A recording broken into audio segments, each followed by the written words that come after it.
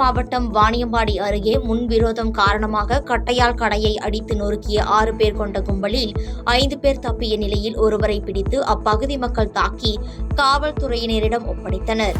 இந்த சம்பவம் தொடர்பாக வழக்கு பதிவு செய்து விசாரணை மேற்கொண்ட போலீசார் தப்பியோடிய மேலும் 5 பேரை தேடி வருகின்றனர்.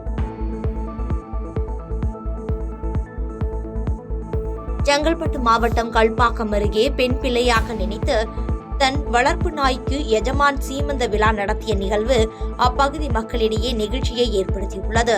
மேலும் தனது உறவினர்கள் சுற்றுப்புற நண்பர்களை அழைத்து கர்ப்பிணி பெண்களுக்கு செய்வது போல் தங்கள் பாசக்கார நாய்க்கு ஊரே வியந்து பார்க்கும் வகையில் சீர்வரிசைகளுடன் வளையில் மாட்டி மாலை அணிவித்து நலுங்கு வைத்து வளகாப்பு நிகழ்வை நடத்தி அசத்தியுள்ளனர்.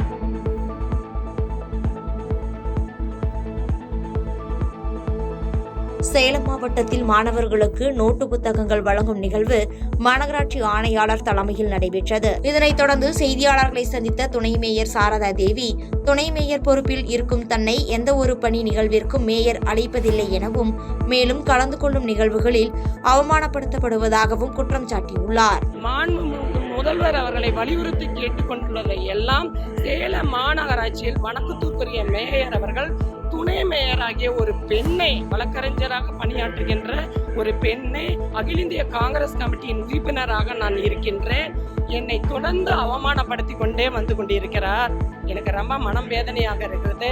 இதை மாண்புமிகு முதல்வர் அவர்களோட கவனத்திற்கு கொண்டு செல்ல வேண்டும்.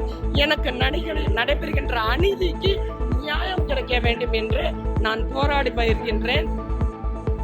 திருப்பத்தூரில் வீட்டின் பூட்டை உடைத்து பீரோவில் இருந்த நகை மற்றும் பணம் ஆகியவற்றை மர்ம நபர்கள் கொள்ளையடித்த சம்பவம் அப்பகுதியில் பரபரப்பை ஏற்படுத்தியுள்ளது.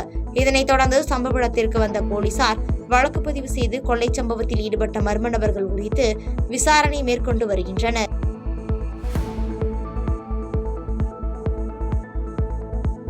திருவள்ளூர் மாவட்டம் கும்மிடிப்பூண்டி அருகே பழைய பொருட்கள் சேமிப்பு கிடங்கில் நள்ளிரவில் தீ விபத்து ஏற்பட்ட சம்பவம் அப்பகுதியில் பெரும் பரபரப்பை ஏற்படுத்தியது.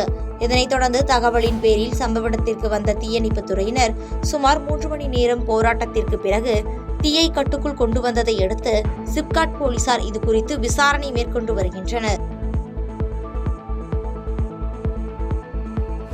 திருவள்ளூர் மாவட்டம் பொன்னேரி அருகே பசுமாட்டை திருட முயன்ற சுகுமார் மற்றும் லித்தி பாஷா ஆகியோரை போலீசார் கைது செய்துள்ளனர். மேலும் சரக்கு வாகனத்தில் பசுமாட்டை திருட முயன்றவர்களை அப்பகுதி மக்கள் வளைத்து பிடித்ததை அடுத்து குற்றவாளிகளை கைது செய்த போலீசார் நீதிமன்றத்தில் ஆஜர்படுத்தி சிறையில் அடைத்தனர். சென்னையை அடுத்த புது வண்ணாரப்பேட்டையில் ஆசைக்கு இணங்க மறுத்த வாலிபரை அடித்துக் கொன்ற திருநங்கை மலையா என்பவரை போலீசார் கைது செய்துள்ளனர். இதனையடுத்து இறந்த வாலிபரின் உடலை மீட்ட போலீசார் பிரேத பரிசோதனைக்காக அரசு ஸ்டான்லி மருத்துவமனைக்கு அனுப்பி வைத்த பின்பு குற்றவாளியின் மீது வழக்கு பதிவு செய்து நீதிமன்றத்தில் ஆஜர்படுத்தி சிறையில் அடைத்தனர்.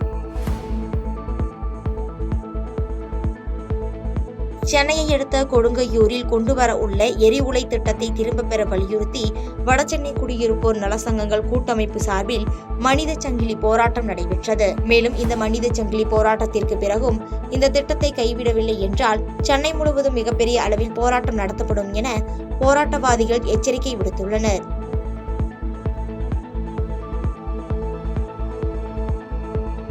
புதுக்கோட்டை மாவட்டம் மங்களாகோவில் பகுதியில் நடைபெற்ற மாநில அளவிலான இருபாலர் கபடி போட்டியில் ஆண்களுக்கான முதல் பரிசை தஞ்சாவூர் பிரிஸ்ட் யூனிவர்சிட்டி அணியினரும், பெண்களுக்கான முதல் பரிசை சென்னை தமிழ்நாடு காவல்துறை அணியினரும் வென்றுள்ளனர். இந்த விழாவில் கலந்து கொண்ட மாவட்ட கழக செயலாளர் செல்லபாண்டியன் வெற்றி பெற்றவர்களுக்கு பரிசுகளை வழங்கி சிறப்பித்தார்.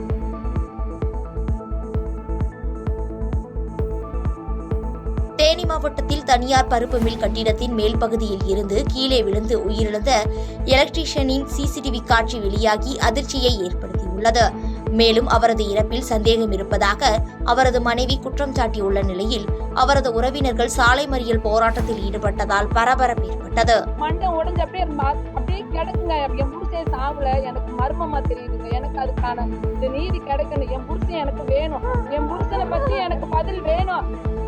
ஏஎம்ஆர் பருப்பு மில்லு அன்னஞ்சி விளக்குல இருக்கு. ஈஸ்வர் நகர்ல எங்க வீட்டுக்காரனுக்கு வேலை பார்த்துக்கிட்டு இருந்தவர்.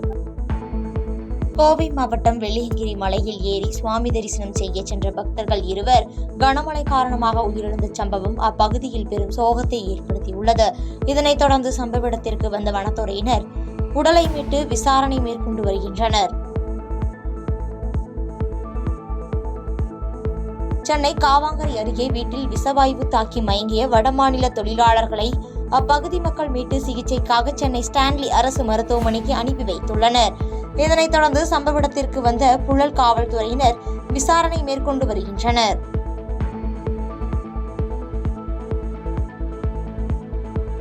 கன்னியாகுமரியில் நடைபெற்ற நிகழ்ச்சி ஒன்றில் கலந்து கொள்வதற்காக நடிகை கஸ்தூரி வருகை தந்தார். அப்பொழுது செய்தியாளர்களை சந்தித்த அவர், தமிழகத்தில் பெண்கள் பாதுகாப்பு விஷயத்தில் புரட்சித் தலைவி அம்மா அவர்களை மிகவும் இழக்கிறோம் என்றும், தற்பொழுது பாலியல் வன்கொடுமை என்பது பெண்களுக்கு பழகி போன ஒரு விஷயமாகிவிட்டது எனவும் கருத்து தெரிவித்தார். தமிழகத்தில் இத எத்தனையோ தரம் நம்ம சொன்னாலும் பத்த மாட்டேங்குது. அம்மா ஆட்சியில அம்மாவை ரொம்ப மிஸ் பண்றோம்.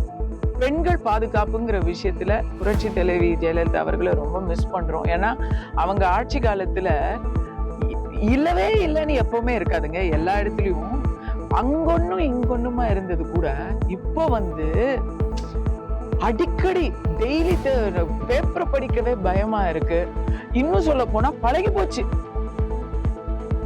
விருதுநகர் மாவட்டம் ராஜபாளையத்தில் நடைபெற்ற தௌஹீத் ஜமாத் மாவட்ட பொதுக்குழு கூட்டத்தில் மாநில செயலாளர் முகமது ஒலி பேசுகையில், முதலமைச்சரின் தேர்தல் வாக்குறுதியான முஸ்லிம்களுக்கான இடஒதுக்கீடு நிறைவேற்றப்படவில்லை எனவும் அதை நிறைவேற்ற வேண்டும் எனவும் வலியுறுத்தியுள்ளார். மேலும் பேசிய அவர், புதிய வக்ஃபு திருத்த சட்டம் இஸ்லாமியர்களின் சொத்துக்களை அபகரிக்கும் நோக்கில் கொண்டு வரப்பட்டுள்ளது எனவும் தெரிவித்துள்ளார். ஒன்றிய அரசு கொண்டு வந்திருக்கக்கூடிய வக்ஃபு திருத்த சட்டம் முழுக்க வக்ஃபு சொத்தை நிர்மூலமாக்கக்கூடிய ஒரு வேலையாக இருக்கிறது. முஸ்லிம்களுடைய அந்த சொத்தை அபகரிக்கக்கூடிய நோக்கிலே இந்த திருத்த சட்டம் கொண்டு வரப்பட்டிருக்கிறது என்று நாங்கள் எங்களுடைய கடுமையான கண்டனங்களை பதிவு செய்து கொள்கிறோம். நாமக்கல் மாவட்டம் ராசிபுரம் அருகே சுற்றுலா பயணிகள் வந்த வேன் கவிழ்ந்த விபத்தில் 4 குழந்தைகள் உட்பட 7 பேர் படுகாயமடைந்த சம்பவம் பரபரப்பை ஏற்படுத்தியுள்ளது. மேலும் காயமடைந்தவர்கள் மருத்துவமனையில் தீவிர சிகிச்சை பெற்று வருவதை தொடர்ந்து சம்பவ இடத்திற்கு வந்த ஆயில்பட்டி காவல்துறையினர் வழக்கு பதிவு செய்து விசாரணை மேற்கொண்டு வருகின்றனர்.